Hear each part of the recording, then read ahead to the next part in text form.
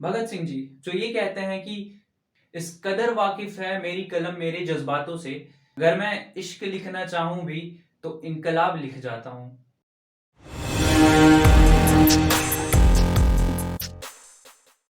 चलिए शुरू करते हैं nationalism in India chapter number 2 NCERT class 10th। ये वीडियो इस पूरे चैप्टर का ट्रेलर है। इसमें हम जानेंगे कि हम पूरे चैप्टर में क्या क्या जानने वाले हैं। तो चलिए शुरू करते हैं। जैसे आप इस चैप्टर को शुरू करेंगे तो सबसे पहले आप दो दो हाथ करेंगे दो टर्म से। वो दो टर्म्स कौन सी हैं?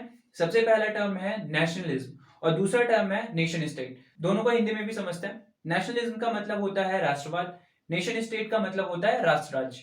इनका अर्थ क्या है? नेशनलिज्म को सबसे पहले समझते हैं। नेशनलिज्म का मतलब होता है देश के प्रति आदर और प्रेम की भावना।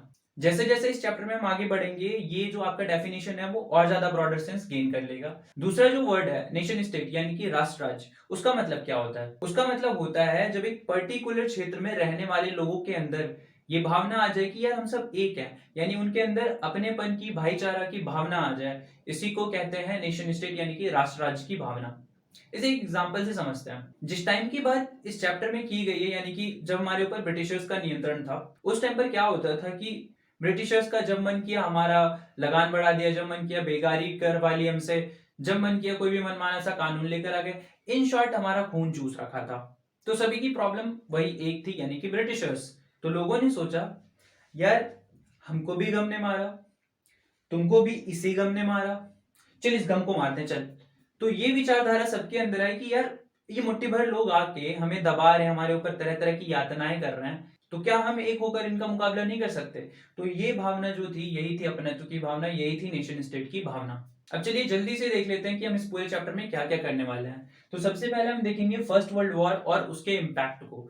फर्स्ट वर्ल्ड वॉर जब हुआ तो भारत बहुत सारी मुसीबतों से जूझ रहा था। महामारी फैल गई थी, क्रॉप फेलियर हो गया था, और उसी बीच हमारे देश के राष्ट्रपिता आते हैं महात्मा गांधी, और वो आते के साथ ही तीन तीन आंदोलन कर देते हैं और अपनी सत्याग्रह की विचारधारा को पूरे नेशन वाइड फैला देते हैं। पर हमारी परेशानियां खत्म नहीं होती। उसके बाद अंग्रेज लेकर आते हैं रॉलेट एक्ट, जिसके विरोध में ना जाने कितने ही बेचारे मासूम जलियांवाला बाग हत्याकांड के दौरान मारे जाते हैं, जो कि हमारे पूरे हिस्ट्री में एक काले पन्ने की तरह जुड़ा हुआ है।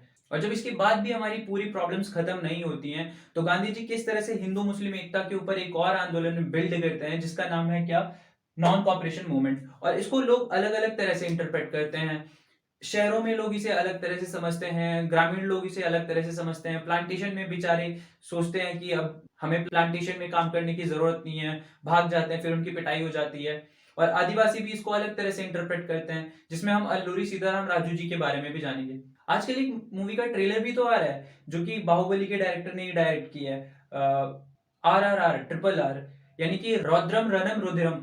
आप लोग वो मूवी देख सकते हैं, उसमें अल्लूरी सीताराम राजू जी के कैरेक्टर पर फोकस किया गया है थोड़ा सा, तो आप उसे देखकर थोड़ा सा अंदाजा लगा सकते हैं उनके कैरेक्टर का। फिर देखेंगे हम जबकि इतने सारे आंदोलन किए गए तो उसका थोड़ा बहुत इफेक्ट जो है वो ब्रिटिश गवर्नमेंट पे पड़ा। तो उन्होंने साइमन कमीशन भेज दिया जिसका विरोध हुआ भारत में, जिसमें लाला लाजपत राय की जान भी चली जाती है। फिर जब इससे ब्रिटिशर्स थोड़े से डर जाते हैं तो इरविन झूठा मोटा सा वादा कर देता है कि डोमिनियन स्टेटस दे देंगे, ये कर देंगे, वो देंगे, वो कर देंगे, चांद तारे तोड़कर ला देंगे। ये थोड़ा ज्यादा हो गया, जिसके विरोध में गांधी जी इरविन को पत्र लिखते हैं। फिर इरविन नहीं मानता है और सॉल्ट मार्च कर देते हैं, जिससे गांधी जी और सिविल डिसोबीडियंस मूवमेंट शुरू हो जाता है। फिर हम देखेंगे उसमें अलग अलग लोगों की अलग अलग एक्सपेक्टेशंस थी। इस वजह से कुछ लोगों ने अच्छे से पार्टिसिपेट किया, कुछ लोगों ने अच्छे से पार्टिसिपेट नहीं किया, जिसको हम लिमिट्स ऑफ डिसोबीडियंस मूवमेंट में देखेंगे। इसी में हम थोड़ा सा समझेंगे भगत सिंह जी के बारे में।